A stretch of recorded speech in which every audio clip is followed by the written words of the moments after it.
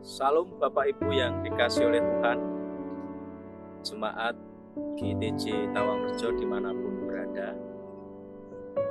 Mari kita bersyukur atas kasih dan pertolongan Tuhan dalam ibadah Jumat Agung pada pagi hari ini. Kebenaran firman Tuhan yang ingin saya sampaikan terambil dari Injil Lukas 23 ayat 44 sampai 49. Firman Tuhan mengatakan demikian. Ketika itu hari sudah kira-kira jam 12, lalu kegelapan meliputi seluruh daerah itu sampai jam 3. Sebab matahari tidak bersinar dan tabir bait suci terbelah dua. Lalu Yesus berseru dengan suara nyaring, "Ya Bapa, ke dalam tangan-Mu kuserahkan nyawaku." Dan sesudah berkata demikian, ia menyerahkan nyawanya.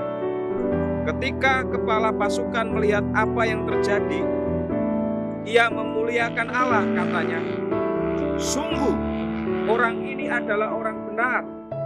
Dan sesudah seluruh orang banyak yang datang berkerumun di situ untuk tontonan itu, melihat apa yang terjadi itu, pulanglah mereka sambil memukul-mukul diri.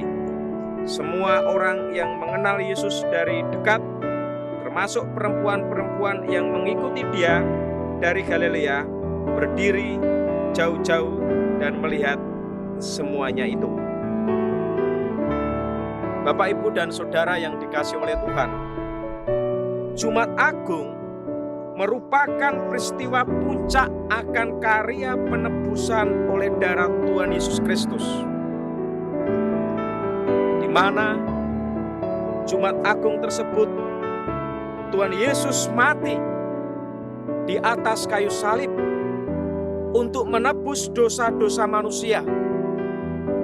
Karena manusia telah jatuh ke dalam dosa, seperti yang tertulis dalam surat Roma pasal 3 ayat 23 demikian. Karena semua orang telah berbuat dosa dan telah kehilangan kemuliaan Allah, dan dari perbuatan dosa tersebut manusia akan menerima hukuman kekal. Bapak, Ibu, dan Saudara yang dikasihi oleh Tuhan, dalam keberadaan manusia yang penuh dengan dosa ini, dan hukum atau upah dosa ialah maut, tidak mungkin manusia itu menebus dirinya sendiri, dan tidak mungkin bisa manusia lepas dari hukuman kekal. Oleh karena itu, Bapak Ibu yang dikasihi oleh Tuhan, Allah adalah yang Maha Kasih. Allah mengasihi umatnya yang diciptakan yang sungguh sangat sempurna, dengan kondisi yang penuh dosa ini, sehingga Allah memiliki suatu kerinduan, atau Allah memiliki misi keselamatan kepada manusia yang penuh dosa. Dan Allah mengutus putranya yang tunggal. Kalau kita baca dalam Injil Yohanes pasal 3 ayat 16, di situ dikatakan, "Karena begitu besar kasih Allah akan dunia ini, sehingga Ia telah mengaruniakan anaknya yang tunggal, supaya setiap orang yang percaya kepadanya tidak binasa, melainkan memperoleh hidup yang kekal." Bapak, Ibu, dan Saudara yang dikasihi oleh Tuhan, dalam Injil Yohanes 3 ayat 16 ini membuktikan bahwa janji Tuhan itu akan tergenapi. Dan Yesus Kristus datang ke dunia ini, dan Yesus Kristus menanggung semuanya itu, yaitu melalui kematian di atas kayu salib. Dan kita hari ini bersama-sama memperingati kematian Yesus Kristus di atas kayu salib untuk menebus dosa kita yang sangat amat besar.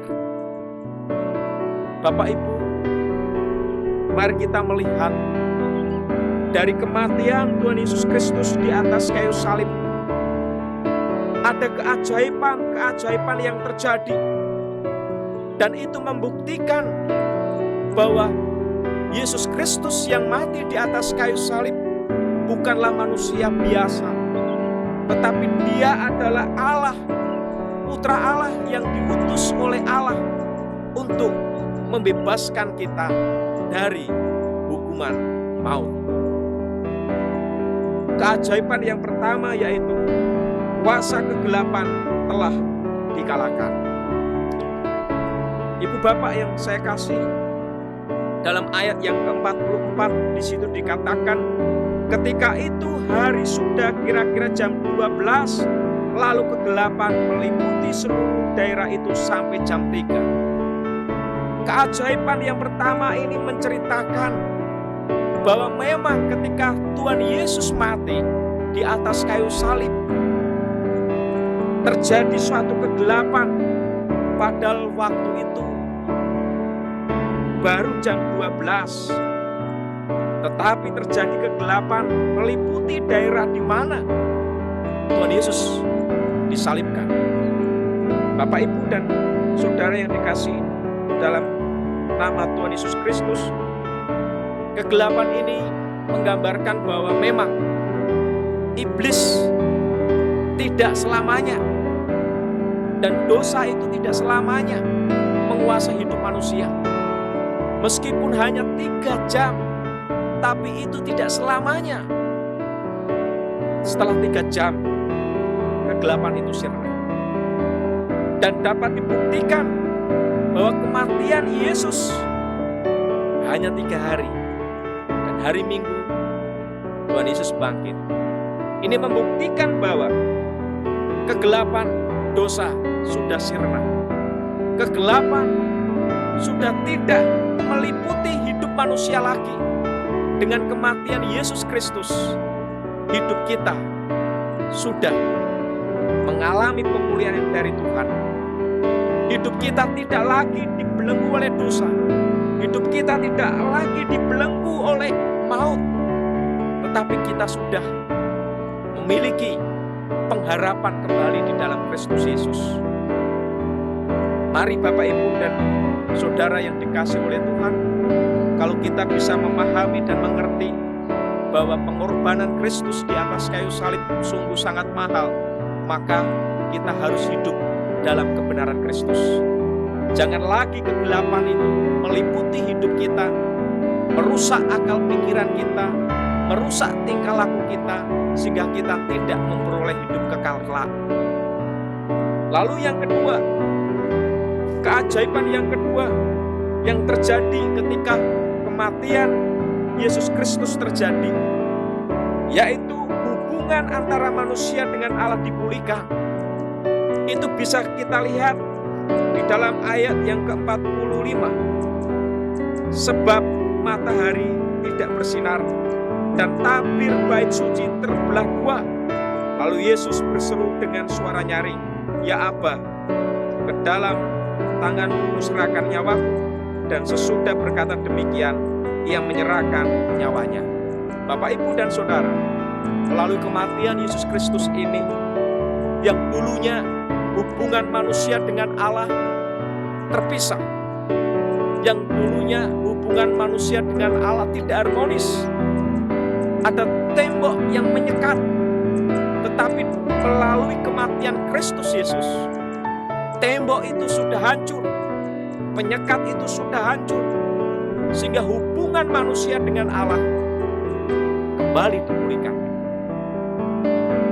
Ada hubungan yang baik, sehingga orang percaya bisa datang kepada Tuhan, bisa berdoa kepada Tuhan, dan Tuhan sungguh mengasihi kita.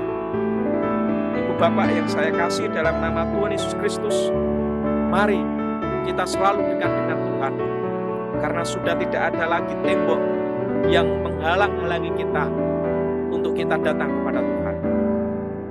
Dan keajaiban yang ketiga, yaitu ada pertobatan, di mana di sini kita melihat bahwa dalam ayat yang ke-48, dan sesudah seluruh orang banyak yang datang berkerumun di situ untuk tontonan itu melihat apa yang terjadi itu, pulanglah mereka sambil memukul-mukul diri. Semua orang yang mengenal Yesus dari dekat, termasuk perempuan-perempuan yang mengikut dia dari Galilea, berdiri jauh-jauh dan melihat semuanya itu.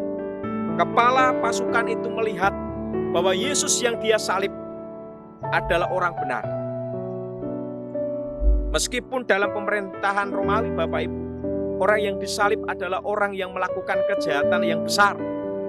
Tetapi ketika peristiwa itu, kepala pasukan melihat keajaiban dan dia percaya bahwa Yesus bukan orang jahat, bahwa Yesus bukan manusia biasa, tetapi Yesus adalah juru selamat.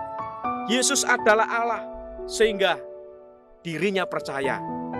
Dan banyak orang yang menyaksikan tentang penyaliban Yesus, dia mulai menyesal.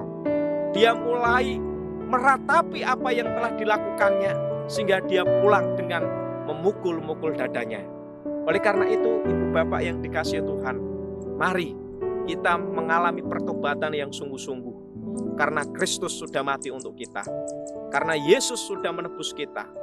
Janganlah bertobat hanya sekedar, atau saya mengatakan tobat tomat setelah bertobat umat.